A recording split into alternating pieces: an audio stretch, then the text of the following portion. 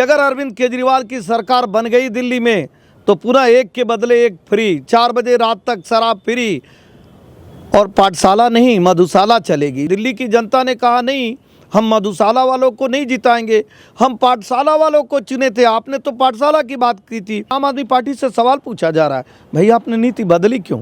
अच्छी नीति को बदलना नहीं चाहिए। और दुनिया में कहीं भी जाके पूछ लीजिए, ये कौन सी नीति है जहां एक के बदले एक फ्री, और वो भी फ्री क्या, दारू, जो परिवार को नष्ट कर दे, जो बच्चों को नष्ट कर दे। क्या दिल्ली को नष्ट और भ्रष्ट बनाना चाहते हैं? नमस्कार, मैं अंजलि मिश्रा, स्वागत है आप सभी का द न्यूज में। हमारे साथ आज मौजूद हैं बीजेपी प्रवक्ता एसएन सिंह जी। सर, आपका बहुत बहुत स्वागत है हमारे चैनल में। तो इस वक्त दिल्ली में चुनावी माहौल है और इन सब के बीच अब दिल्ली के मुख्यमंत्री आतिशी मार्लेना का एक बयान सोशल मीडिया पर चर्चा का विषय बना हुआ है, जहां पर वो विवादित शराब नीति को फिर से लागू करने की बात कह रही है। जी हाँ, बिल्कुल सही सुना आपने कि दिल्ली की मुख्यमंत्री आतिशी का कहना है कि फिर से अगर आम आदमी पार्टी सत्ता में आती है तो वो उसी विवादित शराब नीति को फिर से लागू करेंगी, जिसके वजह से पूर्व मुख्यमंत्री, पूर्व उप मुख्यमंत्री और तमाम इनके नेता जो हैं जेल में कई वक्त तक जो है रहकर आए हैं। तो ऐसे में इस पूरे मामले पे चर्चा के लिए हमारे साथ हैं एसएन सिंह जी। तो सर, मैं आपसे जानना चाहूंगी कि आतिशी जी एक इंटरव्यू में ये बात खुले तौर पर कह रही है कि अगर फिर से आम आदमी पार्टी की सरकार आती है तो वो विवादित शराब नीति को फिर से लागू करेंगी, क्या कहेंगे इस पे? अंजलि जी, देखिए, हम लोग तो कहते ही थे कि जब कट्टर ईमानदार थे अरविंद केजरीवाल, तब शुचिता की बात करते थे, पारदर्शिता की बात करते थे, भ्रष्टाचार के खिलाफ कार्रवाई की बात करते थे। जब कट्टर ईमानदार अरविंद केजरीवाल कट्टर भ्रष्टाचार हो जाते हैं तो कहते हैं कैसे धन कमाया जाए। हम लोग कहते थे कि अगर अरविंद केजरीवाल की सरकार बन गई दिल्ली में तो पुनः एक के बदले एक फ्री, 4 बजे रात तक शराब फ्री और पाठशाला नहीं मधुशाला चलेगी। इस नाते आप देखी होंगी कि अभी आम चुनाव जो लोकसभा का हो रहा था, अरविंद केजरीवाल जी दिल्ली के बीच में आए। दिल्ली की जनता से उन्होंने कहा, भैया हमको आप लोग चुनाव जिता दीजिए ताकि हम जेल जाने से बच जाएं। दिल्ली की जनता ने कहा नहीं, हम मधुशाला वालों को नहीं जिताएंगे, हम पाठशाला वालों को चुने थे। आपने तो पाठशाला की बात की थी, आपने तो यमुना की सफाई की बात की थी। आज यमुना की सफाई की बात नहीं कर रहे हैं, आज प्रदूषण मुक्त दिल्ली की बात नहीं करते हैं, क्योंकि दिल्ली में आप देखेंगे इस समय की हालत क्या है अंजलि जी, खराब सड़कें हैं और यमुना तो पहले से भी गंदी हो गई है। शिक्षा का ये हालत है कि क्लासरूम घोटाला कर लिए। स्वास्थ्य के हालात जो हैं वो देश से में सबसे ज़्यादा महंगा अगर कहीं चिकित्सा सुविधा है वो तो दिल्ली में है। और दिल्ली की अगर केंद्र सरकार ना रहे, एम्स ना रहे, सफदरजंग ना रहे, तो मुझे लगता है दिल्ली के लोग अगर बीमार पड़ जाएं तो एक एक दिन में 10-10, 20-20, 50-50 लाख का बिल आ रहा है। वो गरीब कहाँ से अपने स्वास्थ्य की रक्षा करेगा? पानी की बात करते थे पहले, भाई दिल्ली में अगर बहुत सारा पानी आ जा रहा है तो जो पढ़ने वाले लड़के उनको करंट मार दे रहा हो, मर जा रहे हैं। और पानी आ नहीं रही है तो दिल्ली के लोगों को पानी नसीब नहीं हो रही है। 50 रुपये में लोग पानी खरीद के अंजलि जी वो पानी पीते हैं, और पानी भी कैसा गंदा पानी। तो आज अच्छे वादे नहीं कर सकते हैं। इस नाते उन्होंने स्वीकार लिया कि हम वही ले आएंगे, हम भ्रष्टाचार को अपनाएंगे। आपको वोट देना है तो दीजिए, नहीं देना है तो मत दीजिए। तो दिल्ली की जनता ने भी तय कर लिया है, हम भ्रष्टाचारी को वोट नहीं करेंगे। सर, ये जो कॉन्फिडेंस आप देख सकते हैं कि दिल्ली के मुख्यमंत्री हैं और एक ऐसा आप कह सकते हैं ये नीति रही है जिसके वजह से पूर्व मुख्यमंत्री जेल में रहे, पूर्व उप मुख्यमंत्री जेल में रहे, इनके जो है सांसद संजय सिंह उनको भी जेल जाना पड़ा, विजय नायर जैसे लोग जो इनके करीबी हैं वो भी जेल में गए। तो एक ऐसी नीति जिसे पब्लिकली क्रिटिसिज्म झेलना पड़ा और खुले मंच पर वो ये कह रही हैं, खुले तौर पर जो है इंटरव्यू में कह रही हैं, कई राज्यों ने इसे लागू कर लिया, काफ़ी प्रॉफिट कमाया है। तो मैं आपसे जानना चाहूँगी किन राज्यों की बात कर रही हैं आतिशी? नहीं, हम कह रहे हैं आप प्रॉफिट के लिए दिल्ली में सरकार बनाना चाह रही हैं कि मतलब आप सरकार और सत्ता में आएंगी तो दूसरा शीश महल बनाएंगी, प्रॉफिट करेंगी। आप तो शुचिता की बात करती थी, आप तो कहती थी कि हम जब आएंगे तो दिल्ली का विकास करेंगे, दिल्ली की सड़कों का विकास करेंगे। और मैं कह रहा हूं अंजलि जी, अगर ये नीति अच्छी थी तो आपके जिम्मेदार चैनल पर आम आदमी पार्टी से सवाल पूछा जा रहा है, भाई आपने नीति बदली क्यों? अच्छी नीति को बदलना नहीं चाहिए।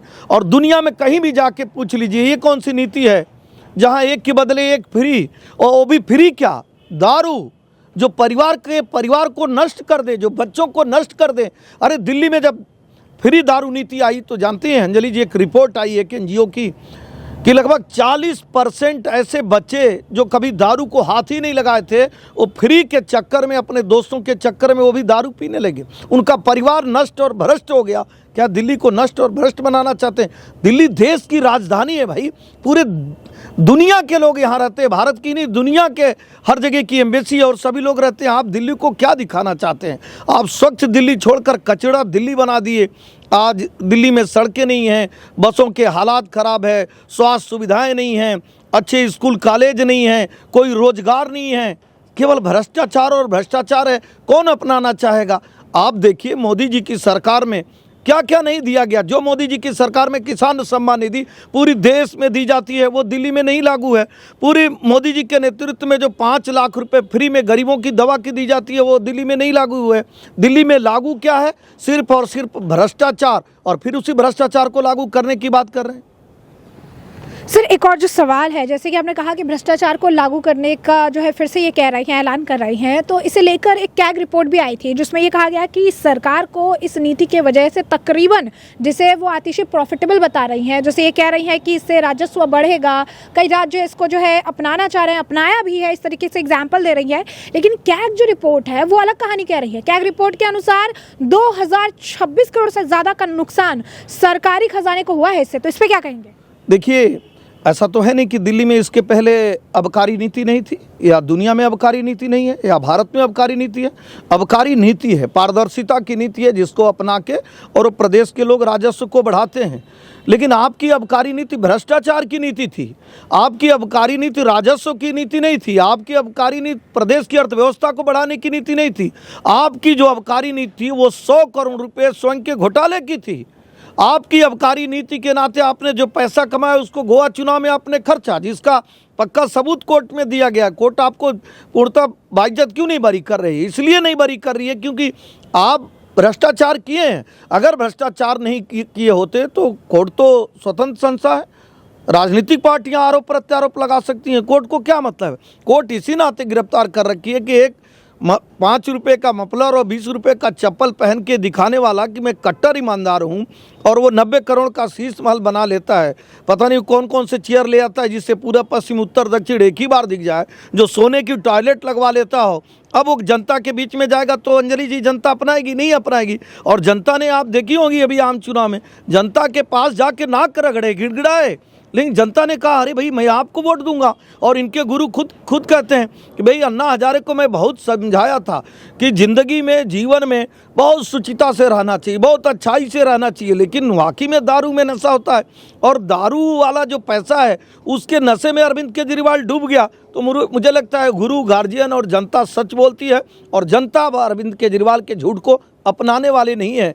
जनता भारतीय जनता पार्टी की इस बार दिल्ली में सरकार बनाने जा रही है। तो सर जैसा कि आपने कहा कि भारतीय जनता पार्टी की सरकार दिल्ली की जनता बनाने वाली है, तो इस जो ये बयान आ रहे हैं बैक टू बैक, अगर शीश महल का मुद्दा रहा, शराब घोटाले का मुद्दा रहा, अब इनकी मुख्यमंत्री भी कह रही हैं कि फिर से आम आदमी पार्टी, जिसे अब मोदी जी आपदा पार्टी कह रहे हैं, फिर से लाएंगे तो शराब नीति को लागू करेंगे।